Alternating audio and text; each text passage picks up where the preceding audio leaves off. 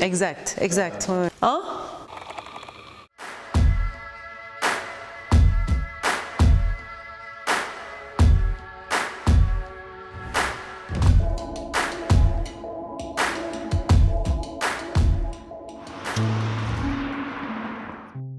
La manière de se comporter à table, c'est quand même quelque chose qui change de culture en culture.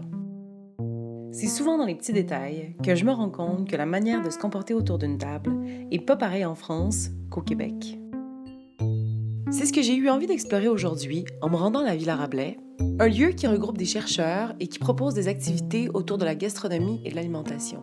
Comme vous m'avez dit la dernière fois, il n'y a pas vraiment de changement majeur qui s'opère au moment de la Renaissance par rapport à la manière dont les gens se comportaient à table. Alors à la Renaissance, surtout, j'ai envie de dire, il ne faut pas imaginer que c'est une rupture avec le Moyen-Âge. Je trouve que c'est essentiel. Pas de rupture, effectivement, il y a quand même des évolutions. Par exemple, l'apparition de la fourchette. Elle s'impose parmi les élites italiennes au XVe siècle et puis qu'elle commence à arriver en France au XVIe siècle. Mais c'est quelque chose de très progressif, ne triomphera, il ne s'imposera de manière universelle qu'au XVIIIe siècle.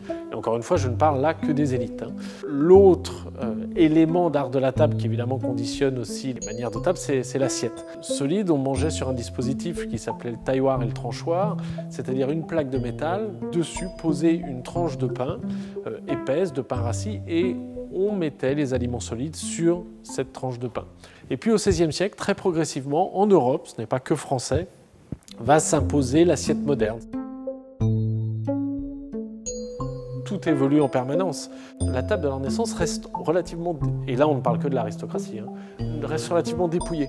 C'est-à-dire qu'il n'y a pas 10 000 ustensiles sur la table, contrairement à ce qu'on verra au XVIIIe et plus encore au XIXe siècle. Je vous parlais en fait des traités de bonne manière. Pour le dire très simplement, les paysans ne savaient pas lire. Donc de toute façon, ces traités ne s'adressaient pas à eux. Donc, mais de la même façon, les paysans n'avaient pas de fourchette. Et par exemple, de toute façon, les paysans souvent pouvaient ne pas avoir de table chez eux. Quand on donne toutes ces informations, on ne parle que d'une infime partie de la population. Parce que les paysans représentaient 90% de la population. Je trouve qu'il y a beaucoup de codes dans les repas en France, surtout dans certains milieux. Il y a plusieurs fourchettes, il y a plusieurs couteaux, il y a une façon d'attendre l'autre. Et ça apparaît donc bien après la Renaissance, j'imagine. Oui, alors comme je disais, tout un tas de comportements, à table et pas seulement, qui se sont constitués au sein des élites sociales dès le Moyen-Âge et qui ensuite ont imprégné, en effet, l'ensemble de la population en passant par le filtre de la bourgeoisie au XIXe siècle. Voilà. Mais en effet, ces normes, ces codes remontent aussi loin que ça, oui, tout à fait.